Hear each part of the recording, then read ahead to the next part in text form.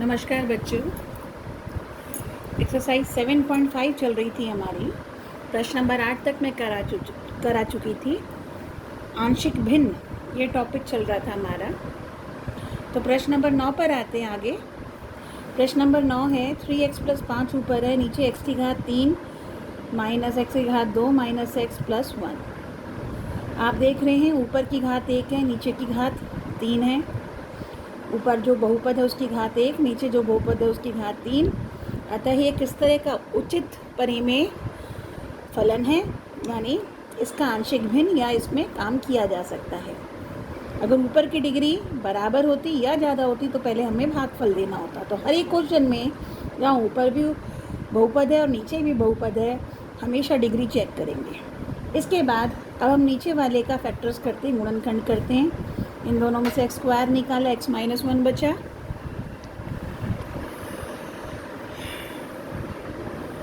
और इसके बाद इनके गुणनखंड किए तो x² - 1 इंटू x - 1 आया इसके गुणनखंड करके। और x² - 1 के भी x² - 1 के जो फैक्टर्स हुए वो हुए x - 1 इंटू x + 1। तो एक x - 1 पहले था, एक ये रहा, तो x - 1 की घात 2 और x + 1। तो इस वजह से ये इस तरह से टूटा। अब ये इस रूप में है तो इसमें हमने बताया था जब इस तरह का रूप आता है तो x - 1 की घात 2 है, तो ये जो टूटेगा a/x - 1 प्लस b/x - 1 की घात 2 प्लस तीसरा गुणनखंड c/x + 1। इस रूप में ये टूटेगा, या यूँ कहेंगे इनका आंशिक भिन्न होगा। इसके बाद इनका एलसीएम लिया गया। नीचे एलसीएम आया x - 1 की घात 2 इंटू x + 1। नीचे जब एलसीएम आया और वो साइड से कट गया, इसके नीचे से मैंने डायरेक्ट कर दिया, तो ऊपर आएगा a इंटू एक x - 1 कटेगा x - 1 के वर्ग से, तो x - 1 बचा इंटू x + 1। आप चाहो तो बीच का स्टेप खुद एक बार खुद करके देखें, यानी जब आप इनका एलसीएम लेंगे नीचे आएगा यही चीज़ आएगी, दोनों तरफ से कट जाएगा। तो अब ये बचेगा 3x + 5 ऊपर a into x - 1 into x + 1, b into x + 1 और c इंटू x - 1 का वर्ग। अब इसमें से हमें a, b और c का मान निकालना है। तो हमने x की जगह 1 रखा इस पूरे सर्व समीकरण में। तो जहाँ जहाँ x - 1 है, यानी यहाँ और ये 0 हो जाएगा, क्योंकि x को 1 रखते ही 1 - 1 0 बन जाएगा। अब बाकी संख्या कुछ ही हो, जैसे ही 0 से गुणा होता है तो वो सब 0 हो जाएगा। तो ये भी 0, ये भी 0। तो यहाँ बचेगा 3 गुणा 1 + 5 यानी 8, और ये हुआ 1 + 1 यानी 2 इंटू b। तो 2b बराबर 8 हुआ, तो b का मान हुआ 4। तो b का मान निकल गया। अब हम x को रखते हैं -1, क्योंकि हमारा एक गुणनखंड x + 1 था। तो x को जब हमने -1 रखा तो ये हो गया 3 गुणा -1 + 5। अब x को -1 रखने पर x + 1 0 हो गया, तो जहाँ जहाँ x + 1 है वो वाले गुणनखंड 0 हो जाएंगे। मतलब वो वाले गुणनखंड 0 होती, यानी a और b में x + 1 गुणा हो रहा था, a और b गायब हो जाएगा समीकरण में। तो यहाँ से c का मान निकलेगा -1 - 1 की घात 2 यानी -2 की घात 2 यानी 4। ये 5 - 3 बना 2, तो c का मान आया 1/2। अब b और c का मान निकल चुका है। अब आगे के लिए a का मान और निकालना है। अब हमारा कोई ऐसा संख्या नहीं कि कोई सा गुणनखंड 0 हो जाए, तो अब इसके लिए हम x को कोई भी अपनी तरफ से मान रख लेते हैं। 1 - 1 मान हम रख चुके हैं, इन दोनों नंबर के अलावा कोई और मान रखेंगे तो हमने 0 रख लिया कि x को 0 रखा इस समीकरण में। तो ये आया 5 0 - 1 इंटू 0 + 1 इंटू a। तो 0 - 1 हुआ -1 इंटू 1 इंटू a। यहाँ रखने पर 0 + 1 कितना बचा 1 इंटू b, और ये 0 - 1 का वर्ग इंटू c। तो ये आया 5 बराबर -a प्लस b, -1 का वर्ग प्लस होता है तो प्लस c। ये समीकरण प्राप्त हुआ। अब इस समीकरण में b और c का मान आपको पहले से ही पता था, दोनों के मान रखे तो a का मान निकला -1/2। अब हमें इसका इंटीग्रल करना था, और ये किसके बराबर है, इसके बराबर। तो इसका इंटीग्रल का मतलब इसका इंटीग्रल प्लस इसका इंटीग्रल प्लस इसका इंटीग्रल, और इसी तरह से इनका इंटीग्रल किया और साथ साथ ए बी सी का मान रखते चले। तो ए की जगह -1/2 अपॉन x - 1 का इंटीग्रल प्लस बी की जगह 4 अपॉन x - 1 की घात 2 dx और c की जगह 1/2 x + 1 dx। -1/2 बाहर निकाल लिया कांस्टेंट, 1 अपॉन x - 1 बचा, जिसका सीधा सा integral x log of x - 1 होता है। इस वाले के लिए 4 बाहर निकालने पर x - 1 को t मान लिया, तो dx बराबर कितना हुआ dt।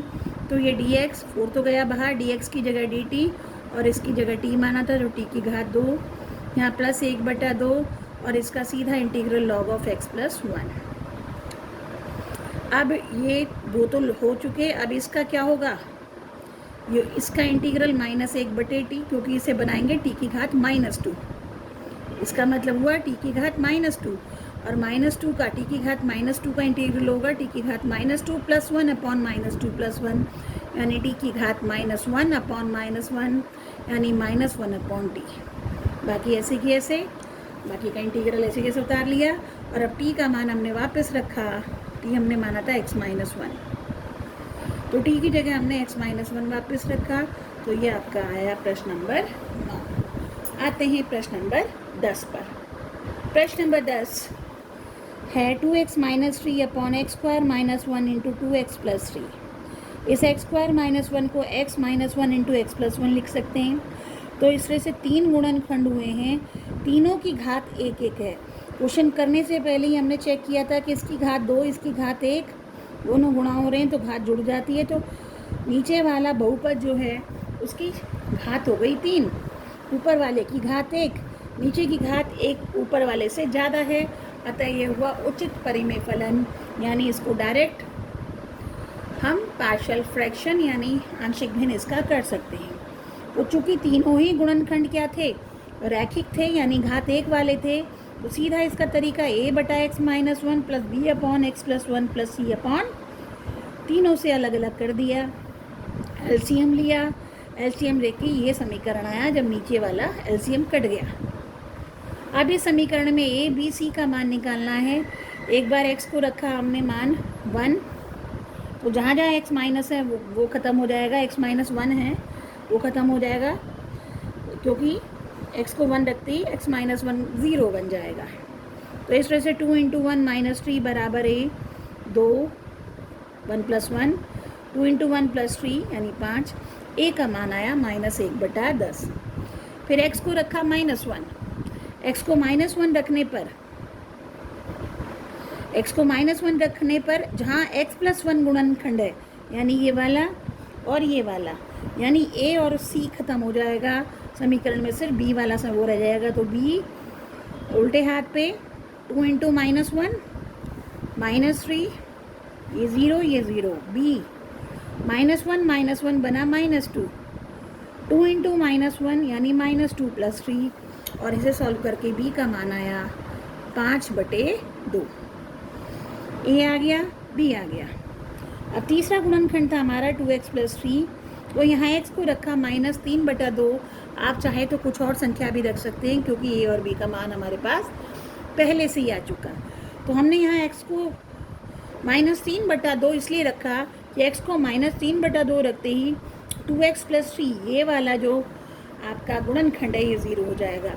तो ये गुणनखंड जहाँ होगा यहाँ और यहाँ, यानी a और b दोनों की दोनों कंज्यूम हो जाएंगे, 0 के साथ मल्टीप्लाई होके ये गायब हो जाएंगे, एलिमिनेट हो जाएंगे। तो यहाँ पर रखा x का मान -3/2, 2 से 2 कटा -3 बन गया -6 और ये दोनों ख़त्म हो गए। यहाँ रह गया x की जगह -3/2 -1 -3/2 + 1 यहाँ रखने पर। तो इस तरह से ये -6 बराबर c इंटू ये बना -5/2, ये -1/2, माइनस प्लस हो गया, तो c का मान हो गया 6 -6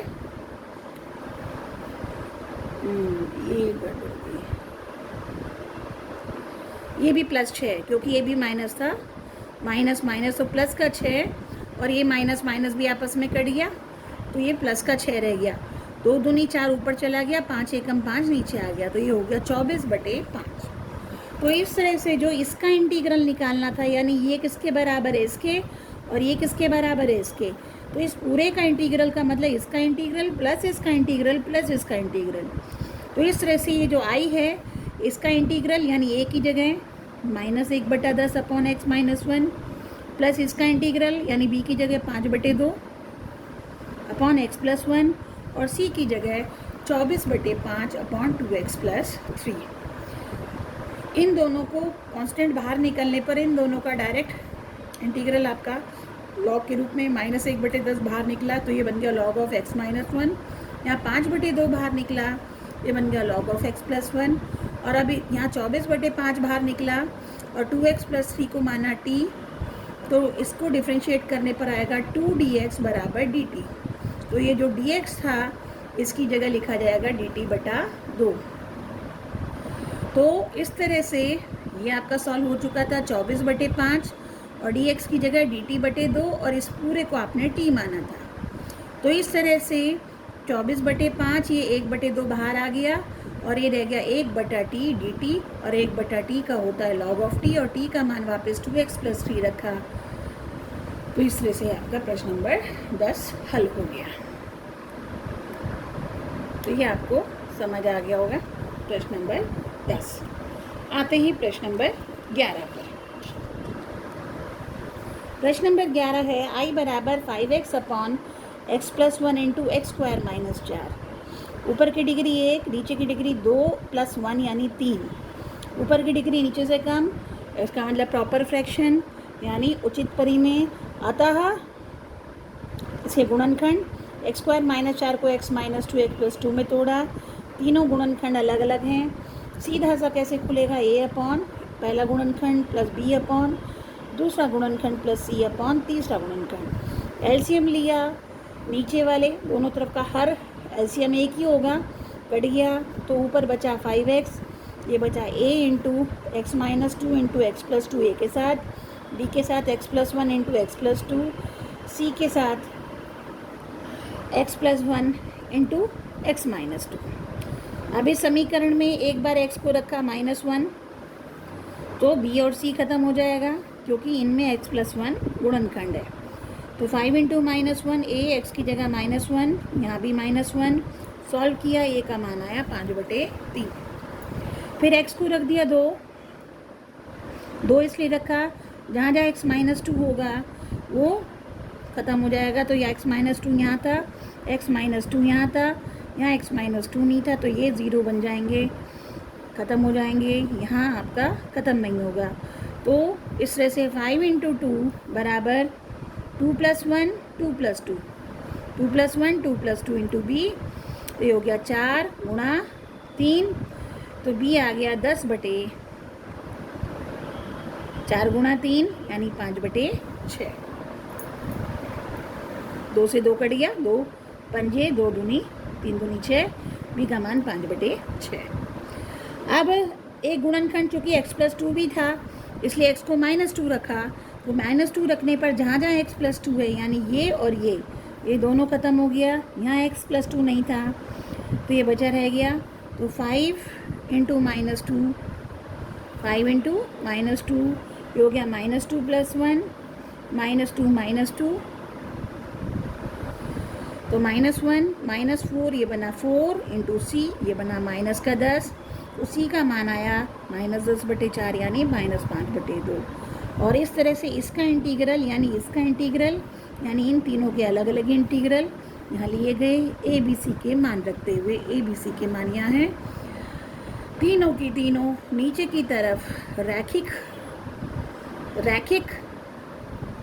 पद हैं, रैखिक बहुपद हैं, यानी x की मैक्सिमम पावर 1 है, साथ साथ x के गुणांक भी 1 हैं। तो डायरेक्ट सूत्र लग गया 5/3 log of x + 1, 5/6 बाहर log of x - 2 -5/2 log बाहर -5/2 बाहर log of x + 2 + c, ये आपका उत्तर आया। तो इस तरह से ये आपका प्रश्न नंबर 11 हुआ। आते ही प्रश्न नंबर 12 पर। प्रश्न नंबर 12 पे आएंगे। अब प्रश्न नंबर 12 को फिर चेक करते हैं। ऊपर की डिग्री 3, नीचे की डिग्री 2। ऊपर की डिग्री नीचे की डिग्री से ज़्यादा है, अतः यह हुआ आपका किस तरह का परिमेय फलन? विषम परिमेय फलन, यानी इम्प्रॉपर रैशनल फंक्शन। और इसमें तब तक आंशिक भिन्न नहीं हो सकता जब तक वो उचित परिमेय फलन यानी प्रॉपर रैशनल फंक्शन में कन्वर्ट ना हो जाए। तो इसके लिए हम डिवाइड करेंगे। तो ऊपर वाले को नीचे वाले से डिवाइड कर रहे हैं। ऊपर वाला यहाँ रखा जिसे हम कहते हैं डिविडेंट, नीचे जिससे डिवाइड कर रहे हैं यानी डिवाइज़र। तो इससे इसको डिवाइड करने के लिए x से गुणा करेंगे, x into X square x cube minus x यहाँ लिखा। जब माइनस भाग करते हैं तो यहाँ माइनस होता है, तो माइनस इनका साइन पलट के प्लस हो गया, ये कट गया, x प्लस एक्स बन गया 2x, ऊपर से उतरा +1। अब इसकी डिग्री इससे कम है तो डिवीजन संभव नहीं है। तो ये हुआ भागफल, ये हुआ शेषफल। तो इस तरह से ये जो आपका भाग दिया जाना था ये टूट गया। भागफल प्लस शेषफल बटे भाज्य से, यानी quotient plus remainder upon divisor से। तो इसकी जगह लिखा जा सकता है ये, तो इसका इंटीग्रल मतलब इसका इंटीग्रल प्लस इसका इंटीग्रल, यही हमने किया। अब ये आपका डायरेक्ट हो जाएगा। इसमें हमें आंशिक भिन्न लगाएंगे, तो इसको हमने I1 मान लिया। तो पहले इसे सॉल्व करके लाते हैं। तो इसको हमने I1 मान लिया, तो ये बन गया आपका जिसका इंटीग्रल चाहिए था बराबर इसका इंटीग्रल हो गया x²/2 और इसको हमने मान लिया I1। अब I1 को सॉल्व करेंगे उससे पहले 2x + 1 अपॉन x² - 1 के आंशिक भिन्न करेंगे। तो ये टूट गया 2x + 1 upon x - 1 into x + 1। हालांकि मैं फिर कहती हूँ इसका दूसरा तरीका भी है। इसका डिफरेंशियल 2x है जो कि ऊपर है, तो 2x से अगर अलग करेंगे तो इसको t मानने से dx हो जाएगा, और जब 1 से अलग करेंगे तो सीधा 1 अपॉन x² माइनस a² का सूत्र बनेगा। यानी 7.4 में जो क्वेश्चंस करके आए थे उससे भी ये हल हो सकता है। लेकिन हमारा ये चैप्टर आंशिक भिन्न का, इसलिए हम आंशिक भिन्न वाले तरीके से करा रहे हैं। लेकिन आप चाहें तो वो तरीका भी अपना सकते हैं जो हम 7.4 में जो विशिष्ट फलन हम पढ़ के आए हैं उनका प्रयोग यहाँ किया जा सकता है। खैर, इसको हमने यहाँ किया। तो अब ये दो गुणनखंड थे, दोनों रैखिक थे। एक को का अंश a मान लिया, एक का b मान लिया। उसी तरह से इतने क्वेश्चन सॉल्व करके आए हैं। इनका LCM a into X plus 1 plus b into X minus 1 upon x minus 1 into X plus 1। दोनों तरफ से ये नीचे से कट गया, तो ऊपर बचा इधर 2x प्लस 1, यहाँ बचा ये into X plus 1 plus b into X minus 1। अब ये जो सर्व समीका बन गई जिसमें a और b का मान निकालना है, तो एक बार x का मान रखा 1 रखने से b खत्म हो गया, a रह गया, a का मान आया 3/2। फिर एक बार x को रखा -1 तो ये ख़त्म हो गया, b का मान आया 1/2। a और b का मान निकाल कर वापस यहाँ रख के I1 का मान निकाला, तो इसका इंटीग्रल, I1 का मतलब था इसका इंटीग्रल, मतलब इसका इंटीग्रल प्लस इसका इंटीग्रल। तो इसके इंटीग्रल में a का मान 3/2 अपॉन x माइनस 1, इसके इंटीग्रल में b का मान 1/2 अपॉन x प्लस 1। तो ये हुआ 3/2 log ऑफ x माइनस 1, ये 1/2 बाहर निकला, ये हो गया log ऑफ x प्लस 1। और ये I1 का मान वापस इस समीकरण में रख के ये बन गया x²/2 प्लस I1 की जगह ये पूरा रख कर आपका ये प्रश्न नंबर 12 का हल आ गया। इसके बाद आते हैं प्रश्न नंबर 13 पर। प्रश्न नंबर 13 पे आप देखेंगे प्रश्न है 2/1 - x 1 + x का स्क्वायर। नीचे की डिग्री 3, ऊपर की डिग्री 0, क्योंकि एक भी x नहीं है। इसका मतलब ये उचित आपका परिमेय फलन है, यानी प्रॉपर फ्रैक्शन है। इसका मतलब इसका आंशिक भिन्न लिया जा सकता है। अब आप देख रहे हैं ये एक द्विघात बहुपद है, यानी ऐसा गुणनखंड है जिसकी डिग्री तो 2 है और इसके फर्दर गुणनखंड भी नहीं हो सकते। तो जब इस तरह की, ये तो आपका रैखिक था तो इसलिए ऊपर a आया 1 - x, और यहाँ डिग्री 2 थी तो 2 से एक कम डिग्री यानी x bx plus c upon इसका जो ऊपर का बनेगा अंश बनेगा वो bx प्लस c के रूप में बनेगा। तो इस तरह से इसके आंशिक भिन्न होंगे a बटा 1 minus X plus B X plus C upon X square plus 1। ये बैठे आपके आंशिक भिन्न, ए बी सी का मान निकालना है। फिर उसी तरह से इनका एलसीएम लिया तो a into X square plus 1 और बी एक्स प्लस सी इंटू 1 माइनस एक्स ऊपर आएगा, नीचे आएगा 1 minus x into X square plus 1 या 1 प्लस एक्स स्क्वायर, और दोनों तरफ से कट के उल्टे हाथ पे 2 बचेगा। और ये आपकी सर्वसमीका बन गई। अब इसे हल करने के लिए पहले x की जगह रखते हैं 1, ताकि ये 0 हो गया, यानी ये पूरा ख़त्म हो गया। तो x को 1 रखने पर 2 बराबर a 1 का वर्ग प्लस 1 यानी 2a बराबर 2, a का मान आया 1।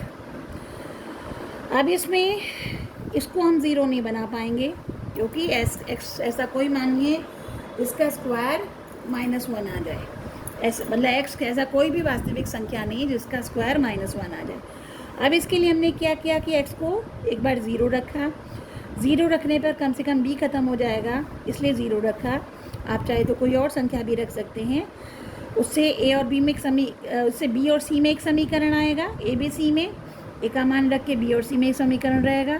फिर एक और, जैसे हमने x को 2 रखा है, फिर यानी 2 बार रखा है, x बराबर 0, एक बार x बराबर 2। x बराबर 0 रखने पर b 0 हो गया, a और c में समीकरण आया, a और c में समीकरण आया। a का मान पहले निकाल चुके थे, तो a का मान रख के हमारा c का मान आ गया। कैलकुलेशन को आप देख लेंगे।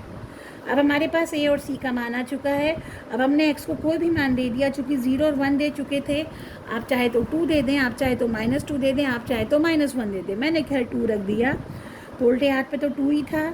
2 का वर्ग प्लस 1 यानी 5a, 5a का मान भी 1 रख दिया। फिर x को रखा जब 2, तो 2b plus c into 1 minus 2, 1 minus 2 का मतलब -1, तो 2b प्लस 1 -1 से गुणा हुआ, -2b, और c का मान भी 1 रख दिया साथ साथ, और सॉल्व करते हुए लाए b का मान आया 1। तो a का मान 1, b का मान 1 और c का मान 1। तो इस तरह से ये जो आपका आई था, जिसका जो कि इसके बराबर था, तो इसका इंटीग्रल मतलब इसका इंटीग्रल प्लस इसका इंटीग्रल, ए बी सी के मान 1 1 रखने पर ये हो गया 1/1 माइनस एक्स का इंटीग्रल प्लस 1x प्लस 1 यानी x plus 1 upon X square plus 1 का इंटीग्रल। यहाँ तक हमारा क्वेश्चन आ गया। अब यहाँ से हमने माइनस बाहर निकाल दिया, तो ये बन गया 1/x माइनस 1, और इसका इंटीग्रल सीधा log x माइनस 1 का मॉडुलस। अब यहाँ पर आते हैं। अब ये हमारा 7.4 एक्सरसाइज की तरह से क्वेश्चन हो गया। ऊपर नीचे डिग्री 2 है, ऊपर डिग्री 1 है, तो ये वाला x कहाँ कंज्यूम होगा? नीचे वाले के डिफरेंशियल में कंज्यूम होगा। नीचे का डिफरेंशियल 2x आता है, तो मुझे ऊपर 2x बनाना है। तो इसके लिए 2 से गुणा किया, 2 से भाग किया, तो यहाँ 2 से भाग दिया, 2 से गुणा होकर 2x प्लस 2। अब नीचे वाले का इंटीग्रल कितना है? 2x।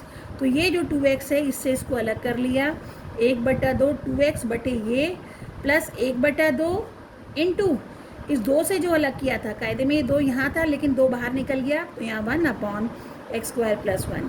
कहने का मतलब ये जो था, इसे ऐसे तोड़ा, 2x upon X square plus 1 plus 2/x square plus 1, क्योंकि इसका डिफरेंशियल ये बैठ रहा था, 1/2 बाहर है। और जब 1/2 से गुणा हुआ, तो इसका 1/2 यहाँ, और ये 1/2 जब इस 2 से गुणा हुआ तो कट गया, यहाँ रह गया 1/x स्क्वायर प्लस 1। अब इसको अगर t मानते हैं, तो ये किससे कन्वर्ट हो गया? dt से। एक्स स्क्वायर प्लस 1 को t माना, तो 2x dx किसके बराबर हुआ? dt, और 2x dx हमारे पास ऊपर था, तो ये बन गया आपका dt, ये बन गया आपका t, 1/2 dt अपॉन t। यहाँ 2 से 2 कट गया था, और इसका सीधा सूत्र आपके पास है tan inverse x plus c। और अब इसे करेंगे तो ये हो गया minus log of x minus 1 plus 1/2, ये था आपका t, यानी log of t plus tan inverse x plus c, और t का मान रखा आपने यहाँ पर सीधा x स्क्वायर प्लस 1। तो ये आपका उत्तर आ गया प्रश्न नंबर 13। आते हैं प्रश्न नंबर 14 पर। प्रश्न नंबर 14 पर आएंगे। ऊपर 3x माइनस 1, नीचे x प्लस 2 की घात 2। तो नीचे की मैक्सिमम घात 2, ऊपर की मैक्सिमम घात 1। इसका मतलब यह उचित परिमेय फलन यानी इसका आंशिक भिन्न किया जा सकता है। तो किस रूप में? x प्लस 2 की घात 2। तो एक के नीचे x प्लस 2 आएगा, एक के नीचे x प्लस 2 की घात 2 आएगा। तो इसका आंशिक भिन्न ऐसे किया जाएगा। एलसीएम लिया जाएगा तो इन दोनों का एलसीएम क्या आएगा? x प्लस 2 की घात 2 और ऊपर आएगा a इंटू एक्स प्लस 2 और यह आएगा b। नीचे ये इससे कट गया तो यहाँ बचा 3x माइनस 1, यहाँ ये ऊपर इतना आया। अब यहाँ से a और b का मान निकालना है। एक बार a का मान रखा -2, x की जगह रखा -2, ये ख़त्म हो जाएगा तो b आ जाएगा 3 इंटू -2 -1 -6 -1, b का मान आ गया -7। अब की बार x को रखा 0, कोई और मान भी रख सकते थे। x को 0 रख दिया आया -1 बराबर 2a। x को 0 रखती 0 प्लस 2 मतलब 2 into a plus b। b का मान -7 रखा, -7 यहाँ रखने के बाद उधर चला गया तो 7 माइनस 1 बराबर 6, 2a बराबर 6, a बराबर 3।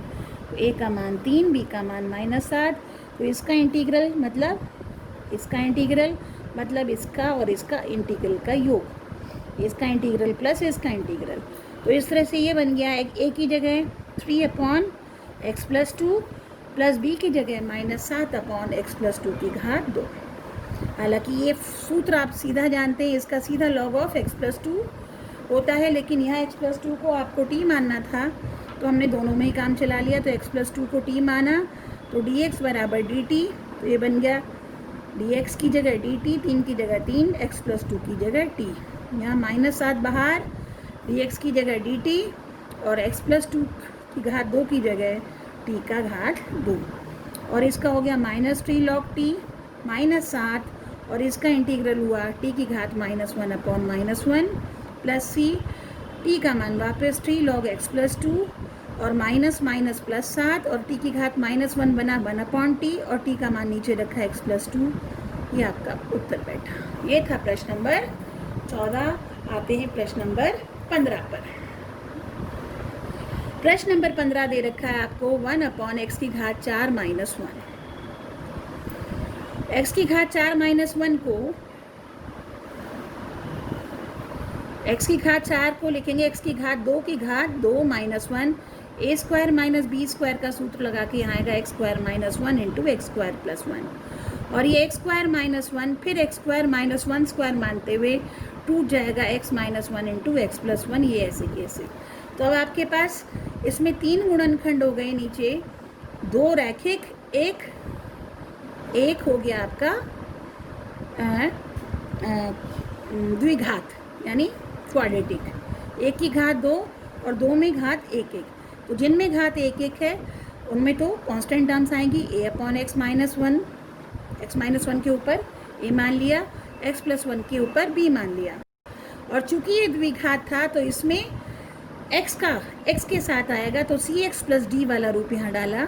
a भी यहाँ यूज़ हो चुका था तो cx लिया यहाँ प्लस d/x स्क्वायर प्लस 1। अब इसका एलसीएम क्या आएगा? x minus 1 into X plus 1 into X square plus 1। जब नीचे एलसीएम आएगा वो इससे कट जाएगा तो सिर्फ नीचे वाले सब खत्म हो जाएंगे, ऊपर रह जाएगा 1।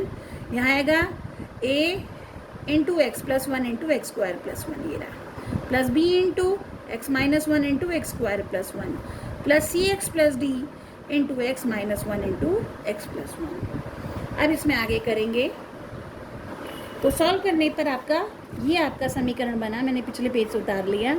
अब इस वाले में x की जगह -1 रखेंगे तो जहाँ जहाँ x प्लस 1 है वो ख़त्म हो जाएगा, यानी a और c और d सब खत्म हो जाएगा, सिर्फ b का मान निकलेगा। b का मान आएगा -1/4। आप कैलकुलेशन चेक कर लेना, अपने आप करके देख लेना, आपका यही मान आएगा। फिर आपने x को 1 रखा तो उससे जहाँ जहाँ x -1 है गुणनखंड वो वाले पद 0 हो जाएंगे तो b खत्म, c और d खत्म हो जाएगा, एलिमिनेट हो जाएगा, सिर्फ a का मान निकल पाएगा, a रह पाएगा तो उससे a का मान निकलेगा 1 बराबर 1 प्लस 1 2, 1 का वर्ग यानी 1 प्लस 1 वो भी 2 इंटू a का मान आया 1/4। अब हमने रखा x को 0 क्योंकि c इंटू एक्स था तो यहाँ से c 0 हो जाएगा। तो x को 0 रखने पर बाकी कुछ और ज़ीरो नहीं होगा, सिर्फ सी ख़त्म हो जाएगा।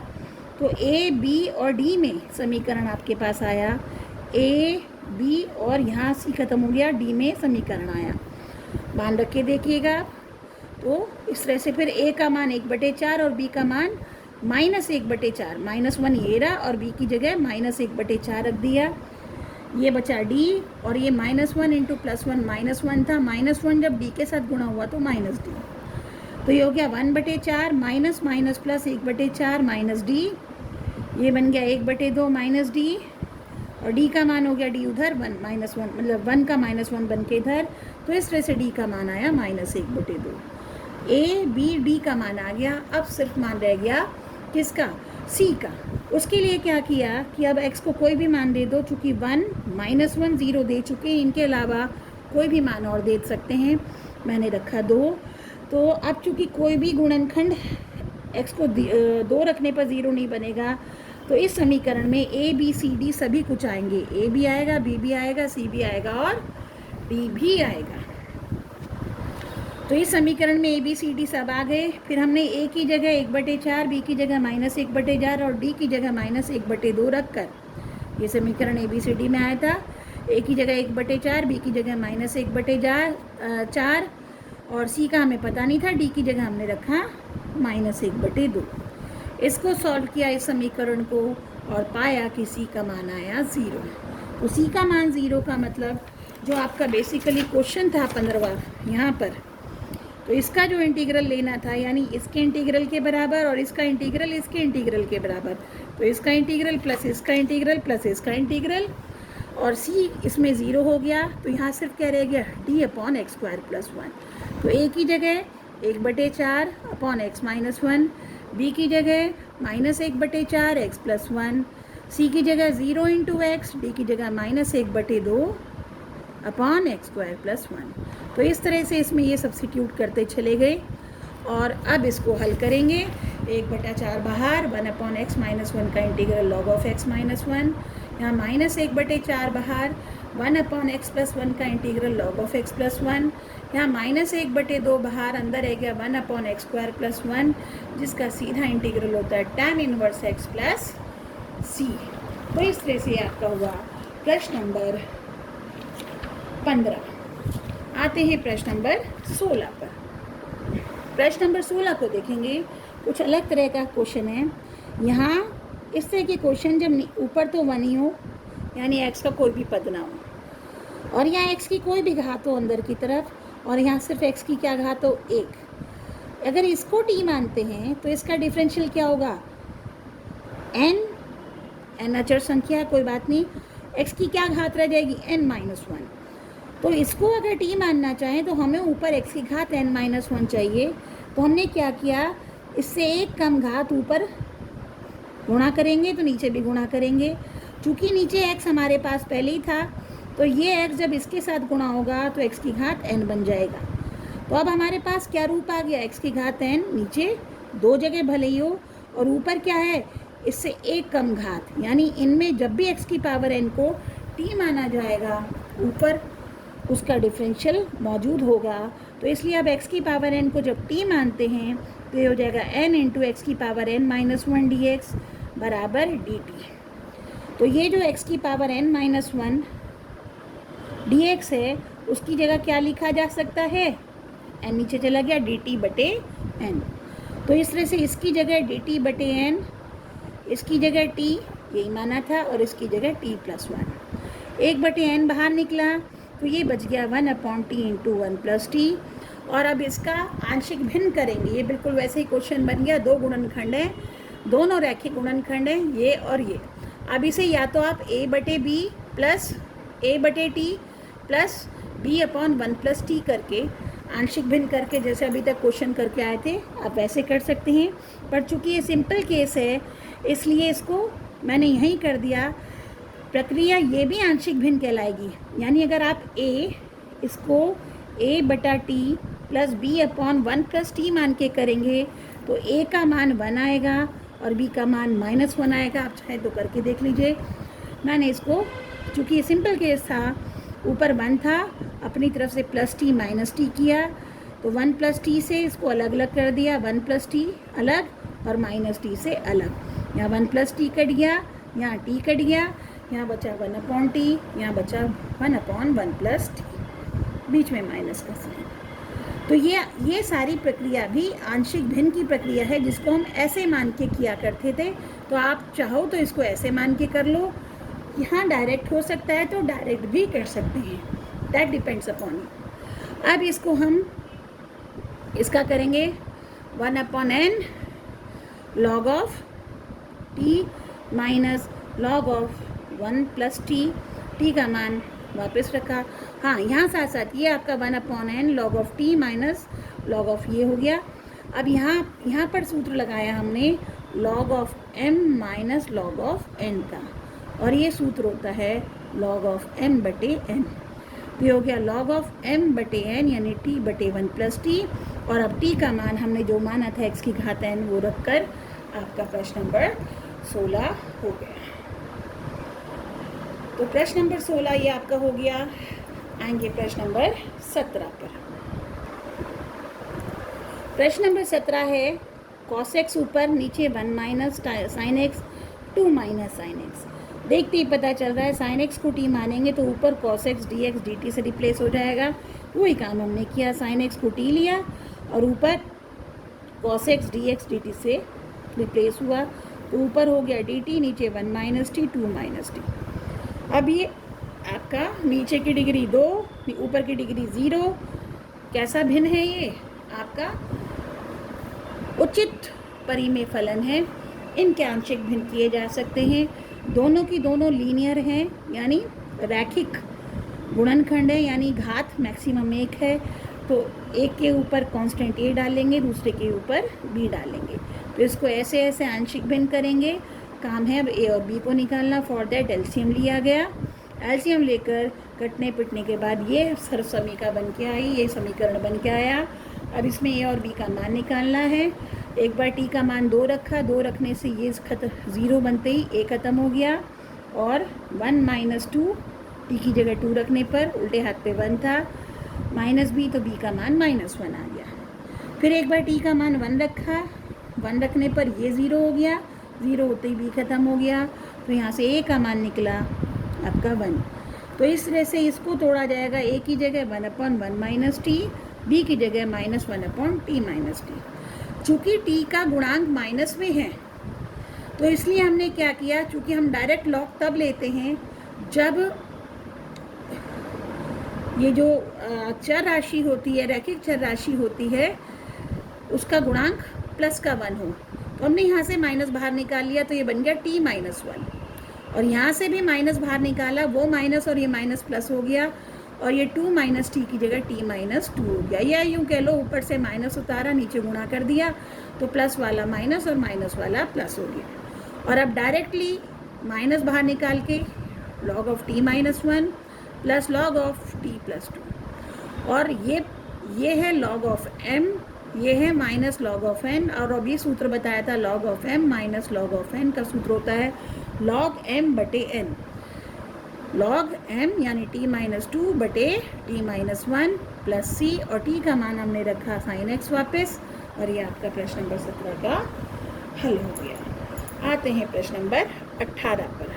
प्रश्न नंबर 18 पे आते हैं। प्रश्न नंबर 18 में एक खास बात दिखाई दे रही है, एक क्या दो खास बात दिखाई देगी कि इसमें जितने भी पद हैं या तो एक्स स्क्वायर के हैं या एक्स है ही नहीं, यानी एक्स की घात 2 है या फिर एक्स की घात 0 है। इसके अलावा ऊपर एक्स की घात 2 इंटू एक्स की घात 2, ऊपर वाले की घात कितनी हो गई 4, और नीचे वाले की भी घात कितनी हो गई 4। तो ऊपर और नीचे दोनों जो बहुपद हैं, दोनों की घात 4 हो गई। इसका सीधा सा मतलब हो गया कि ये एक उचित परिमेय फलन नहीं है, यानी डायरेक्ट इसका आप क्या नहीं कर सकते, पार्शियल फ्रैक्शन नहीं कर सकते। अब अगर आप इनको रिप्लेस करेंगे, अगर मान लो मैं t मान लेती हूँ और यहीं पूरे रिप्लेस करती, तो इसका डिफरेंशियल 2x dx बराबर dt आता।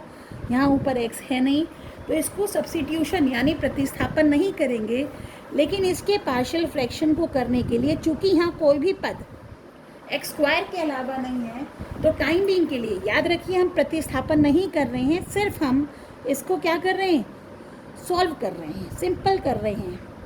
यानी अगर हम डायरेक्ट करते तो एक्स की घात 4, जैसे इनको गुणा किया, इसको मैंने एक्स स्क्वायर को टी माना, तो ये हो गया t+1, t+2, t+3, t+4, ये हो गया। अगर इन्हें ऊपर खोलते हैं तो t की घात 2, 1 मतलब और कांस्टेंट होगा, यानी कुल मिलाकर t की घात 2 का पद होगा, 1 होगा का होगा और 0 का होगा। ऐसे ही नीचे अगर ये ना मानती तो t की जगह क्या रखते, x की घात 2, तो किसका पद होता है, x की घात 4, x की घात 2, x की घात 0, ऊपर भी नीचे भी। तो वो थोड़ी बड़ी घात को छोटा करने के लिए सिर्फ हमने किया, हालांकि फ़र्क कुछ पड़ेगा नहीं। लेकिन याद रखिए हम यहाँ प्रतिस्थापन नहीं कर रहे हैं, सिर्फ इस कैलकुलेशन को थोड़ा आसान कर रहे हैं। आप इसे y भी मान सकते हैं, t भी मान सकते हैं, है ना। तो ये आपका प्रतिस्थापन नहीं किया जा रहा, इंटीग्रल नहीं, अभी तो सिर्फ अंदर वाला जो कुछ है, अभी इंटीग्रेशन से कोई मतलब नहीं है, अभी जो अंदर वाला है इसको सिंपल सॉल्व किया जा रहा है। तो इसलिए हमने टी और मान लिया था ताकि घात 4 से किस में आ जाए, 2 में आ जाए। अब ऐसी स्थिति आ गई, इन दोनों को गुणा किया, नीचे भी गुणा किया, तो ऊपर आपका आया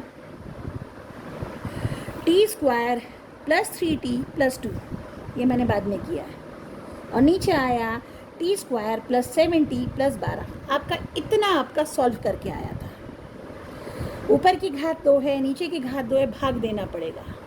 अब भाग देने के 2 तरीके हैं, एक तो तरीका जो अभी तक मैं बता के आ रही हूँ, ऐसे करके ऊपर रखेंगे, इससे भाग देंगे। मैं डायरेक्ट भाग ऐसे करके दिखा रही हूँ कि जो नीचे है वो ऊपर बना रही हूँ।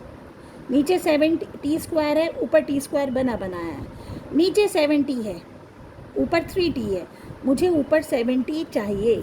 फॉर दैट क्या करना चाहिए, 4t की और ज़रूरत है, तो अपनी तरफ से 4t जोड़ा तो 4t घटाना पड़ेगा। फिर नीचे 12 था, ऊपर 2 है, मुझे ऊपर 12 चाहिए, तो 12 के लिए कितना चाहिए, 10 की ज़रूरत और थी, अपनी तरफ से 10 डाला, 10 घटाया।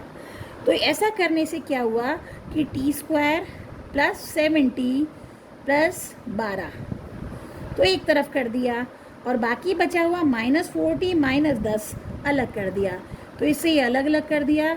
और जब ये पूरा कट गया तो ये भी एक भाग की ही विधि है। ये जो पूरा प्रोसेस किया है ये भागफल ही है, भाग लेना ही है। हम उसे ऐसे करके लिया करते थे, ये दूसरा तरीका है चीज़ वही, दोनों में कोई फ़र्क नहीं। अगर आप इस तरह से करके भाग लोगे, उत्तर हर हालत में यही आएगा, ये आपका भागफल आएगा, ये आपका शेषफल आएगा।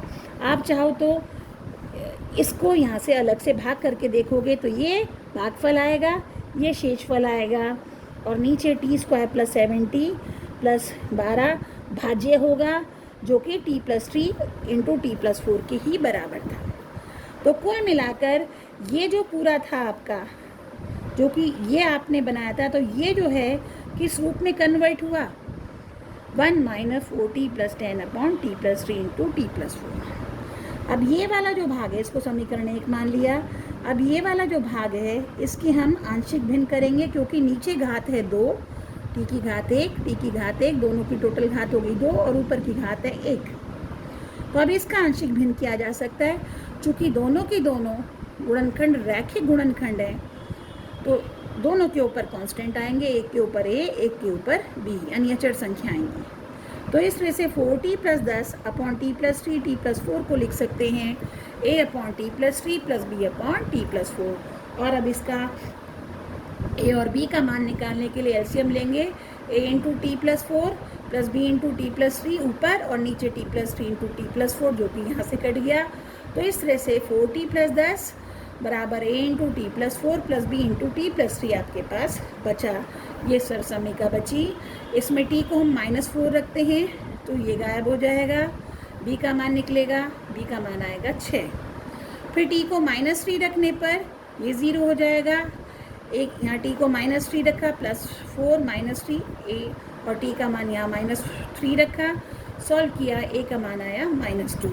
तो इस तरह से ये जो आपका t + 1, t + 3, t + 3, t + 4, t + 1 × t + 2/t + 3 × t + 4 जो कि 1 माइनस इसके बराबर था, और इसकी जगह ये लिखेंगे तो ये आ जाएगा कुल मिलाकर ये बराबर आया ये, और इसकी जगह आया ये प्लस ये। अब ये बराबर हो गया दिस माइनस ये पूरा दिस, और ए का मान यहाँ रखेंगे। तो इस तरह से अब x का मान t का मान वापस रखना शुरू किया, तो x square plus 1 x square plus 2, यानी जहाँ जहाँ t है वहाँ एक्स स्क्वायर रखते चले। आप चाहो तो इसको मैं एक बार और लिख देती हूँ, आपको और आसानी से समझ आ जाएगा। ये आपका t plus 1 t plus 2 upon t plus 3 t plus 4 बना था 1 माइनस, और इसकी जगह ये आएगा a का मान आया था आपका कितना -2 अपॉन t प्लस 3, और b का मान आया था 6 प्लस 6 अपॉन t प्लस 4। ये आपका टूटा, राइट। जब ये टूटा तो अब t की जगह क्या रखेंगे एक्स स्क्वायर, तो यहाँ रखने पर ये आपका ये जो आया ये पूरा समीकरण है। इसमें जहाँ जहाँ t है वहाँ एक्स स्क्वायर रखते चले जाओ, क्योंकि वही मान रखा था। तो t की जगह x square plus 1 x square plus 2 x square plus 3 x square plus 4 1 minus -2, जहाँ जहाँ 2 है t है वहाँ एक्स स्क्वायर, यहाँ भी और यहाँ भी। तो ये आपका आ गया इसका इंटीग्रल, मतलब इसका इंटीग्रल, इसका इंटीग्रल, इसका इंटीग्रल, इसका इंटीग्रल, ये हुआ इसका इंटीग्रल, माइनस माइनस प्लस हो गया, प्लस इंटू माइनस माइनस हो गया। 1 dx का इंटीग्रल x, 2 बाहर, एक्स स्क्वायर प्लस 3 को लिखेंगे √3 को लिखेंगे √3 का वर्ग, 2 बाहर, तो ये कौन सा रूप हो गया X square plus 1 upon X square plus A square, और 1 upon X square plus A square का सूत्र होता है 1 upon A tan inverse x upon A की जगह आ गया √3। फिर यहाँ ये जो 4 था इस 4 को लिखा 2 का वर्ग, 6 बाहर चला गया, तो 1 upon X square plus 2 square में भी सूत्र लगा 1 upon X square plus A square वाला, यानी 1 upon A tan inverse x upon A की जगह क्या है यहाँ पर 2। तो इस तरह से ये कट पिट कर आपका ये आंसर बैठा, और ये था प्रश्न नंबर आपका 18।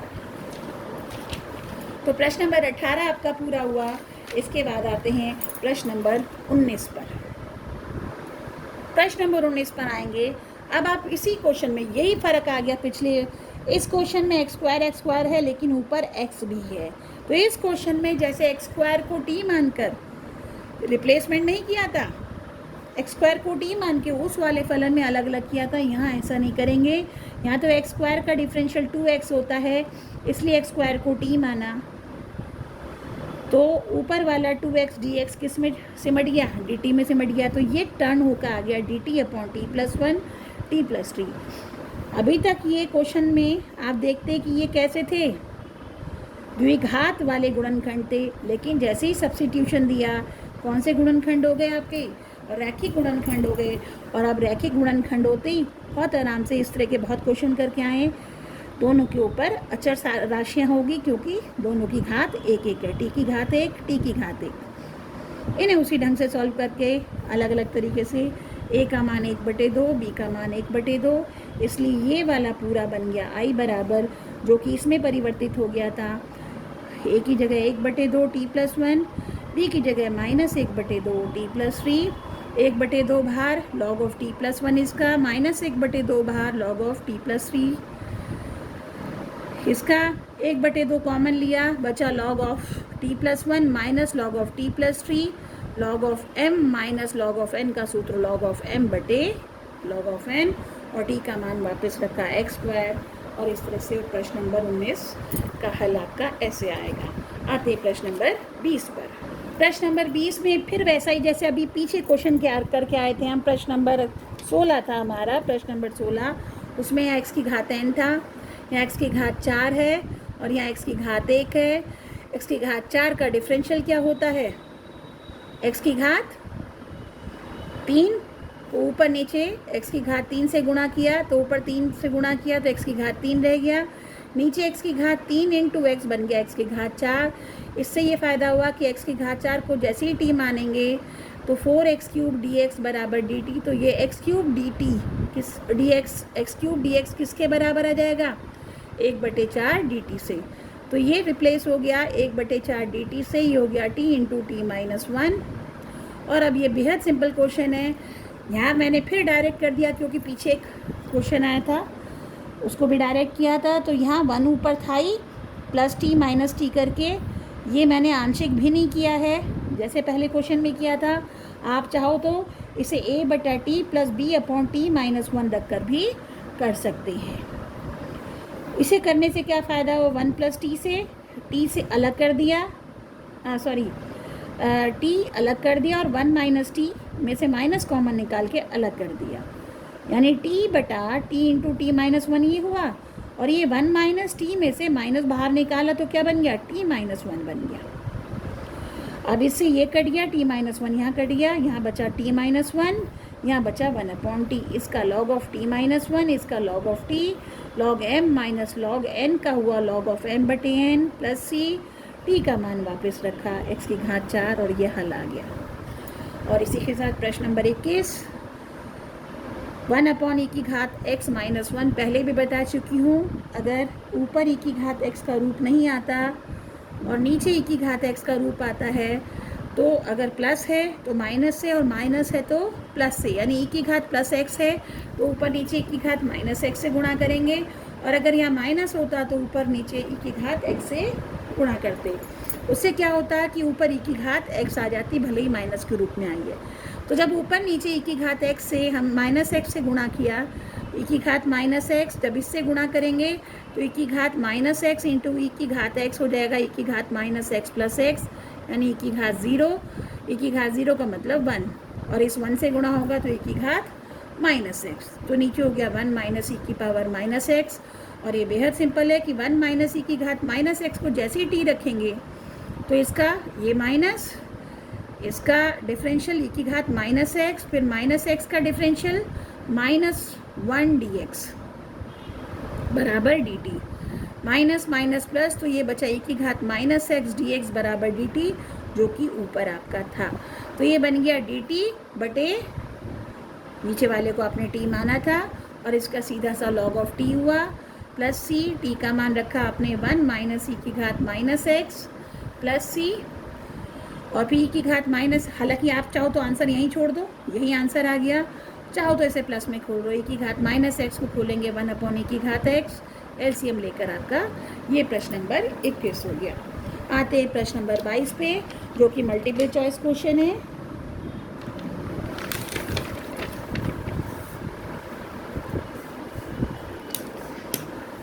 बहुत क्वेश्चन इस तरह से कर चुके हैं। x/x minus 1 into X minus 2, simple direct question है। ऊपर घात 1 नीचे घात 2, यानी उचित परिमेय फलन, यानी आंशिक भिन्न एकदम से किया जा सकता है। दोनों रैखिक गुणनखंड हैं। ऊपर क्या आएंगी? अचर संख्याएं a/x minus 1 plus b/x minus 2, LCM लेकर सर्वसमीकाई। एक बार x को रखा 1 का मान, एक बार रखेंगे 2 का मान। a का मान -1, b का मान 2। तो इसका इंटीग्रल मतलब इसका इंटीग्रल a की जगह -1/x माइनस 1, b की जगह 2/x माइनस 2। तो ये बन गया -1 बाहर log of x minus 1 plus 2 बाहर log of x minus 2 plus c। अब जो उत्तर है वो इस रूप में ना देखकर इनको फर्दर सॉल्व किया है। तो अब यहाँ log के नियम लगाएंगे। पहले यहाँ log का नियम लगेगा, कौन सा? n log m। n log m का क्या सूत्र होता है? log ऑफ m की घात n, यानी कोई संख्या log में बाहर गुणा हो रही है तो वो अंदर जो भी log के अंदर जो भी लिखा है उसकी घात बन जाती है। तो 2 गुणा हो रही थी, log के अंदर x माइनस 2 था, तो ये बन गया log ऑफ x माइनस 2 की घात 2। और अब यहाँ सूत्र लगेगा, ये है प्लस का log ऑफ m और ये है minus log of n। log of m minus log of n होता है log ऑफ m बटे n, यानी ये बटा ये log ऑफ x माइनस 2 की घात 2 बटा x माइनस 1 प्लस c। और इस रूप में आपका आंसर है, ए वाला आपका आंसर सही है।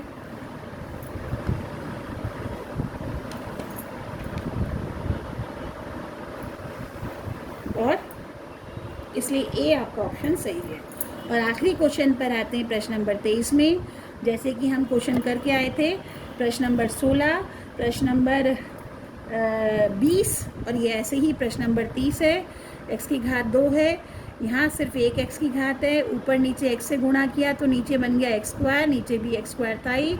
अब x स्क्वायर को t माना तो उसका डिफरेंशियल x dx ऊपर आएगा, तो x स्क्वायर को t माना 2x dx बराबर dt, तो x dx किसके बराबर हुआ 1/2 dt, और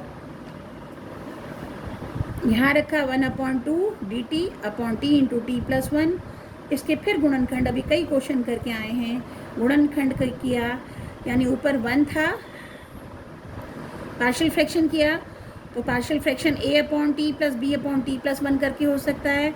हमने इसे क्या किया, 1 था यहाँ प्लस 1 तो था ही, अपनी तरफ से प्लस t माइनस टी किया और t प्लस 1 से अलग कर दिया, t से अलग कर दिया, t प्लस 1 कटा 1 अपॉन टी बचा, और t से t कटा 1 अपॉन टी प्लस 1 बचा, तो ये हो गया 1/2 log of t minus 1/2 log of t plus 1। ये आया 1/2 कॉमन निकाला।